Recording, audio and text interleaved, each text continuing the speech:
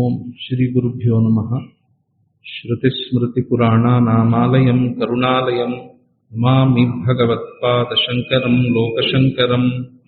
ఓం నమః పరమహంసాస్వాదిత చరణకమలచిన్మకరందాయ భక్తజనమానస నివాసాయ శ్రీరామచంద్రాయ. ఓం నమో భగవతే రమణాయ. చక్కటి కార్యక్రమం నడుస్తోంది. మీరందరూ ఇలా రెగ్యులర్గా సత్సంగం చేసుకోవడం చాలా సంతోషకరం. లావణ్యారావు గారు నన్ను కలిసి ఎప్పుడో మార్చ్లో కలిసి ఏదో ప్రసంగం చేయాలి, మార్చ్లో కాదు మేలో కలిసి ప్రసంగం చేయాలని అడిగారు. సరే, ఆ సందర్భం ఇప్పుడు వచ్చింది. చిన్న ప్రసంగమే, 20 నిమిషాల ప్రసంగమే. ఏ టాపిక్ మీద మాట్లాడాలి అన్న ఆప్షన్ కూడా నాకే వదిలేశారు ఆయన. నేను ఎంచుకున్న అంశం ఏమిటంటే రమణ మహర్షి బోధనలకు మరియు శంకర భగవత్పాదుల బోధనలకు గల సారూప్యము. అంటే వాళ్ళిద్దరి ధోరణి ఒకేలాగా ఉంది అని చూపించడానికి ప్రయత్నం చేయడమే నా ప్రసంగం యొక్క ముఖ్య అంశం ఈ రోజుకి. అయితే రమణ మహర్షి బోధనలు మనందరికీ బాగా తెలుసు. ఇప్పుడు జనరల్గా ఒక టాపిక్ గురించి చెప్పాలి అంటే తెలిసిన దాన్ని పట్టుకొని మనకంతగా తెలియని దాన్ని గురించి బోధించాలి. అలాగే కదా చేయాలి. తెలిసిన దాన్ని పట్టుకొని తెలియని దాని గురించి చెప్పాలి. ఎందుకు చెప్పొస్తున్నానంటే హిస్టారికల్గా చూస్తే శంకర భగవత్పాదులు ఫస్ట్ వచ్చారు. రమణ మహర్షి గారు సరే మనకి లాస్ట్ 100 yearsలో ఆయన ఉన్నారనుకోండి.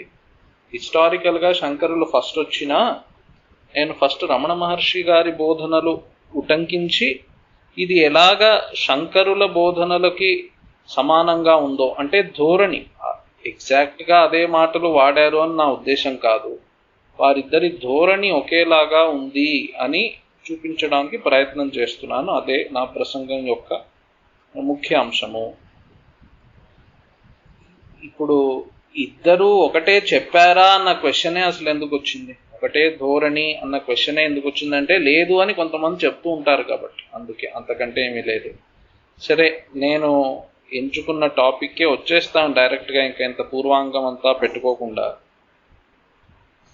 శంకరుల బోధనలైనా రమణ మహర్షి బోధనలైనా మనకి ఎవరిని ఉద్దేశించి ఈ బోధనలు, లౌకికుల్ని ఉద్దేశించి చెప్పినవి కాదు కదా.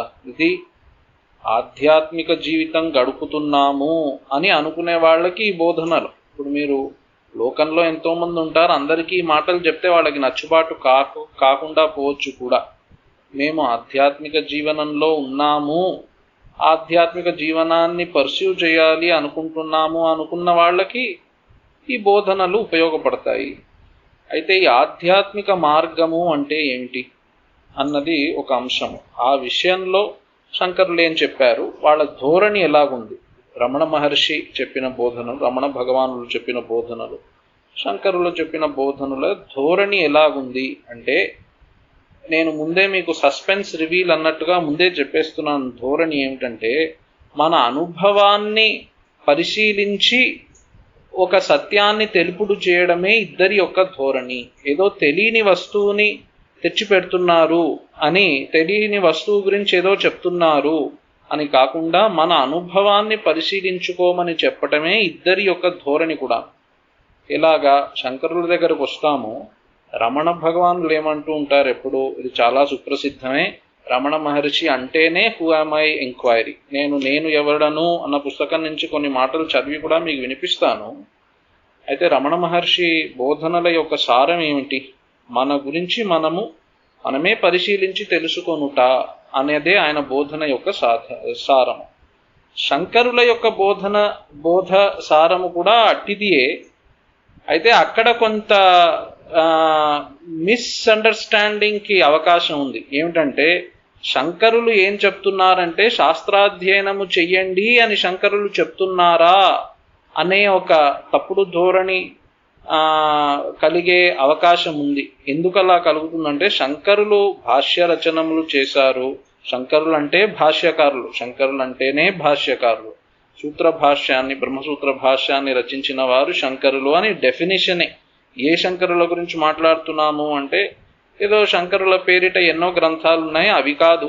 బ్రహ్మసూత్ర భాష్యము రచించిన ఆథర్ ఎవరైతే ఉన్నారో ఆ శంకరుల గురించి ఆయనే 10 ఉపనిషత్తుల మీద భాష్యాన్ని, భగవద్గీత మీద భాష్యాన్ని కూడా రచించారు. ఆ శంకరుల బోధన గురించి నేను చెప్తున్నాను. అయితే ఆయనే స్వయంగా భాష్యకారులు. శంకరానుయాయులమైన మనము కూడా శాస్త్రాధ్యయనముని ముఖ్యంగా చేస్తూ ఉంటాము. శాస్త్రాధ్యయనము చేయుట శంకరుల యొక్క ముఖ్య ఉద్దేశము కాదు. మన అనుభవాన్ని పరిశీలించుకోవటమే శంకరుల యొక్క ముఖ్య ఉపదేశము కూడా.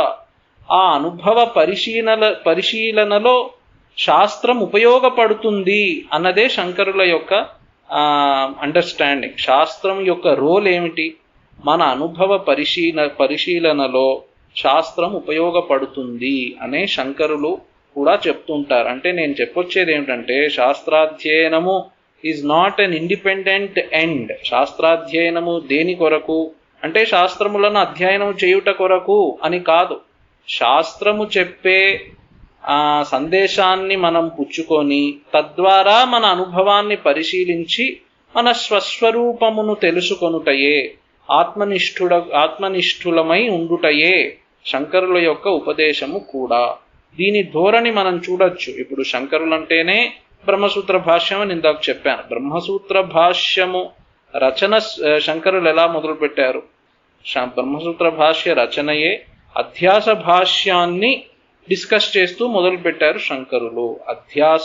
అధ్యాస అంటే మన జీవితంలో ఉండే ఒక ఫ్యాక్ట్ అని అర్థం. అధ్యాస అంటే అహం అండ్ ఇదం అని రెండు ఉండంగా, అంటే నేను ఇది, ఈ జగత్తుని ఇది అంటాం. ఇది అని జగత్తు ఉండగా, అహం నేను ఉండగా, ఈ నేను అండ్ ఈ ఇది, ఈ రెండిటిని కలగాపులగం చేసుకొని కూర్చున్నామే, అదిగో అదే అధ్యాస అని శంకరులు దాన్ని పట్టుకొని శాస్త్రాన్ని మొదలుపెట్టారు. అంటే మన ఎక్స్పీరియన్స్ని అనలైజ్ చేయడమే. ఈ అధ్యాస సర్వజన సాధారణము అన్న ఒక ఫ్యాక్ట్ని పాయింట్అవుట్ చేస్తున్నారు. అదిగోండి, చూసుకోండి, మీకు మీరే చూసుకోండి, ఈ అధ్యాస ఉందా లేదా మన జీవితంలో. నేను ఇది అని రెండు వస్తువులు, ఇంత పోలార్ ఆపోజిట్స్ అంటారు, రెండింటికి చుక్కెదురు, రెండు 2 ఆపోజిట్ సైడ్స్, 180 degrees డిఫరెన్స్ ఉన్న రెండు పాయింట్స్ లాంటివి, రెండు కోణములై ఉండగా ఈ రెండింటినీ మనం కలగాపులగం చేసి కూర్చుంటున్నామే, ఇది ఉందా లేదా జీవితంలో పరిశీలించుకోండి అన్నట్టుగానే ఆయన సూత్రభాష్య రచనము మొదలు పెట్టినారు. అంతేకాకుండా సూత్రభాష్యంలో ఆయన ఇన్ యాజ్ మెనీ వర్డ్స్ చెప్పిన మాట ఏమిటంటే, వేదాంతంలో మన అనుభవాన్ని పరిశీలించుకొనుటకు కూడా పెద్దపీట గలదు. ఏదో పూర్వమీమాంసలో శాస్త్రవాక్యములను మీమాంస చేయటమే అని పూర్వమీమాంసా శాస్త్రం ఉండగా, వేదాంత విచారంలో శాస్త్రవాక్యములను పరిశీలించుట ఉంది. అది లేదని కాదు, అది ఉంది. శాస్త్రవాక్యములను పట్టుకొని ఆత్మ పరిశీలనము చేసుకొనుటయే అని బ్రహ్మసూత్ర భాష్యంలో ఆయన చెప్పి ఉన్నారు. ఇప్పుడు ఆ వాక్యాలని నేను చదివి మీకు వినిపిద్దాము అని తీసి పెట్టుకున్నాను. అయితే సమయాభావం వల్ల నేను ఆ జోలికి వెళ్ళట్లేదు. ఊరికే ఆ మాటను అని ఊరుకుంటున్నాను. ఆ వాక్యాన్ని ఎక్స్ప్లెయిన్ చేయడం నా ఉద్దేశం ప్రస్తుతానికి కాదు. నా ధర్మ జిజ్ఞాసాయామివ శృత్యాదయ ఏవ ప్రమాణం బ్రహ్మ జిజ్ఞాసాయాం. బ్రహ్మ జిజ్ఞాస అంటే ఆత్మ గురించి విచారణలో శృతి మాత్రమే ప్రమాణము అని కాదు, కింటు శృత్యాదయ అనుభవాదయశ్చ యథాసంభవం ఇహ ప్రమాణం. ఈ ఆత్మ విచారణలో శృతివాక్యములు ప్రమాణములే, అయితే అనుభవము కూడా ప్రమాణమే అని శంకరులు బ్రహ్మసూత్ర భాష్యంలోనే చెప్పి ఉన్నారు.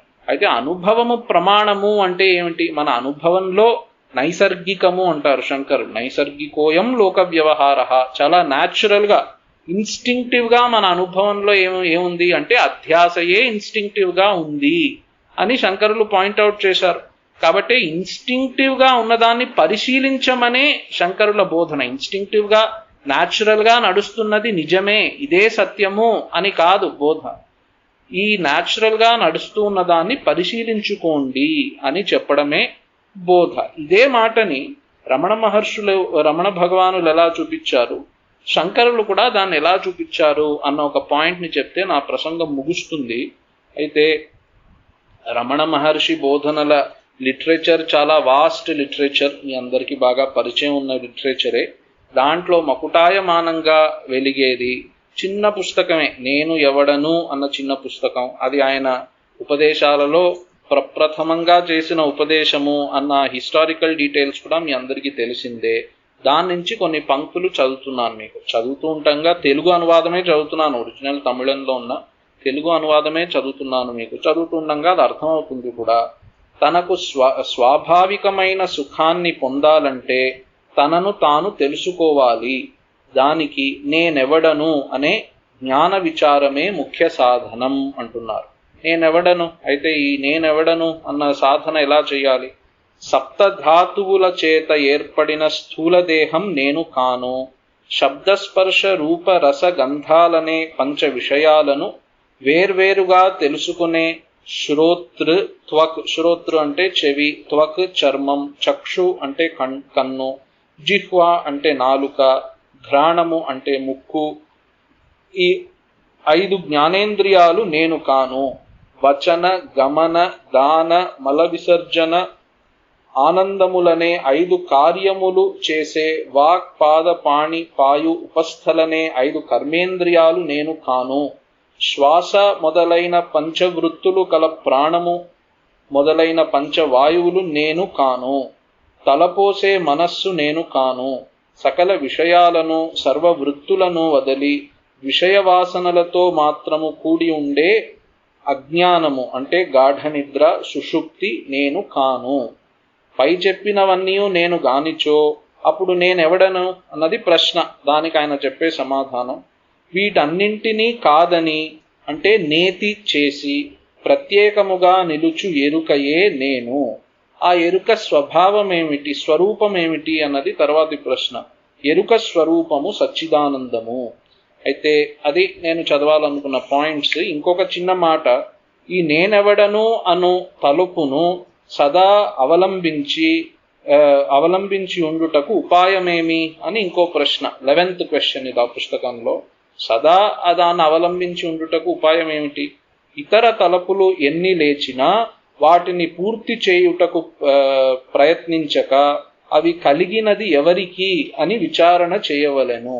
అంటే వేరే ఏ తలంపులు కలిగినా ఇతరములైన అయినా అంటే ఆత్మ భిన్నములైన తలంపులు ఏమి కలిగినా దాన్ని మనం పర్స్యూ చేస్తూ ఉండకుండా పూర్తి చేయుటకు ప్రయత్నించక అంటున్నారు. అంటే దాన్ని మనం పర్స్యూ చేయక ఈ తలపు కలిగినది ఎవరికి అని పరిశీలించటమే అని విచారణ చేయవలెను అని రమణ భగవానుల బోధన.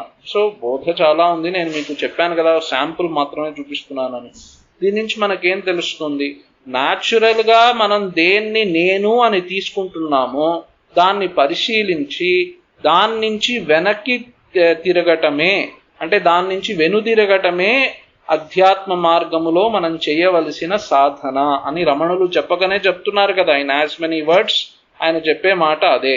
ఏదైతే నేను సహజంగా నేను అని తీసుకుంటున్నానో అది నేను కాను, ఇది అని తెలుసుకొని దాని నుంచి మనస్సును త్రిప్పుటయే ఈ నేనెవడను అన్న సాధన. ఇందాకే మనం ఆ అక్షరమణమాలలో బాగా దాన్ని ప్రసక్తించారు కూడా. త్రిప్పి అహంతను ఎప్పుడు లోదృష్టి గన తెలియు నేననున్నదే అరుణాచల అని నేను ఆ లిరిక్స్ కూడా తీసి పెట్టుకున్నాను. చాలా మంచి మాట అది.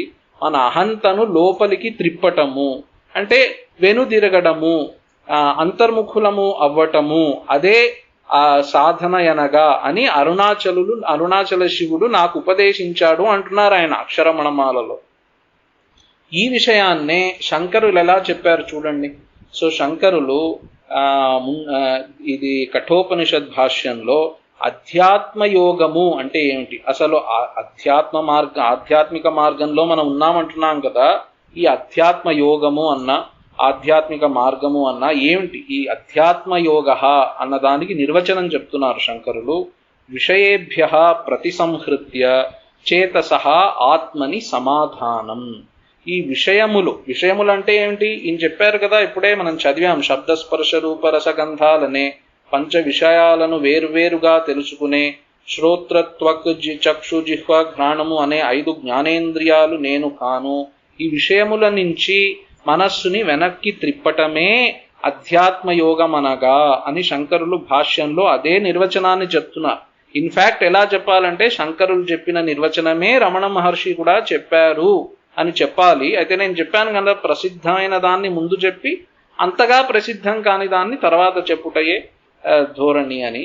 సో విషయేభ్య ప్రతిసంహృత్య చేతసః ఆత్మని సమాధానం, మనస్సుని ఆత్మలో నిలుపుటయే.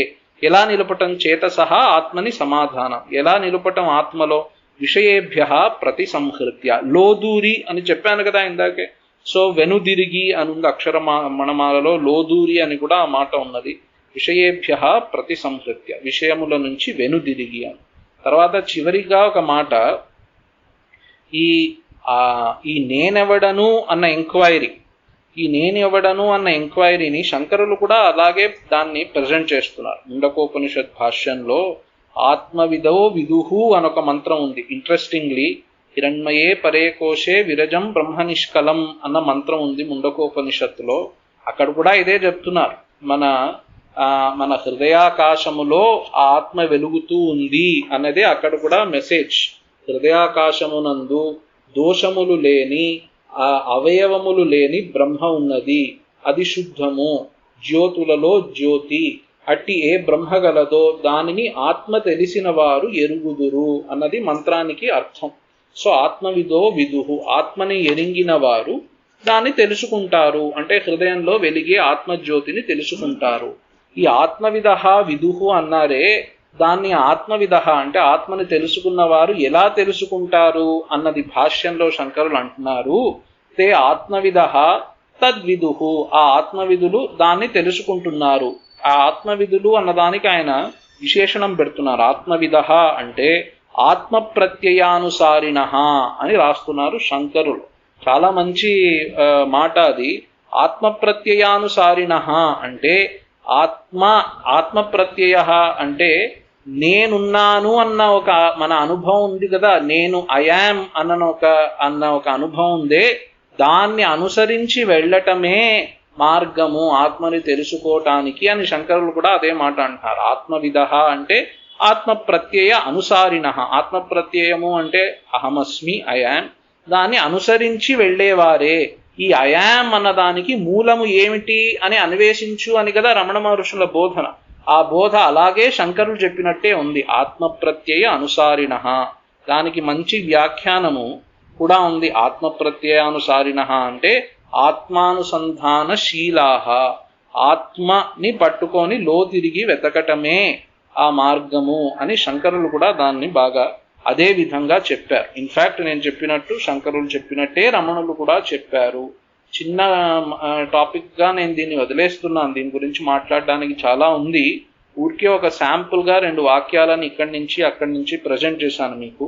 సో రమణులు కూడా దాన్ని ఎలా అంటున్నారు, ఇతర తలుపులు ఎన్ని లేచినా వాటిని పూర్తి చేయుటకు ప్రయత్నించక అవి కలిగినది ఎవరికి అని విచారణ చేయవలెను. సో దాన్నే ఆత్మ ప్రత్యయానుసారము అంటారు. అంటే ఆత్మ ప్రత్యయాన్ని అనుసరించుట, లౌకిక ప్రత్యయములను అనుసరించుట కాదు, విషయ ప్రత్యయములను అనుసరించుట కాదు. ఆ విషయ ప్రత్యయములు ఎవరికి కలిగినవి అన్నదాన్ని వెతుకుతూ వెళ్ళటమే అధ్యాత్మ మార్గములోని ముఖ్యమైన సాధనము అని శంకరులు. అలా తెలుసుకున్న వారే ఆత్మని తెలుసుకోగలరు అని ముండకోపనిషద్ భాష్యంలో, విషయేభ్య ప్రతిసంహృత్య అని కఠోపనిషద్ భాష్యంలో అవే మాటలు రమణ మహర్షి కూడా ఎలా చెప్పారో నేను చెప్పాను మీకు.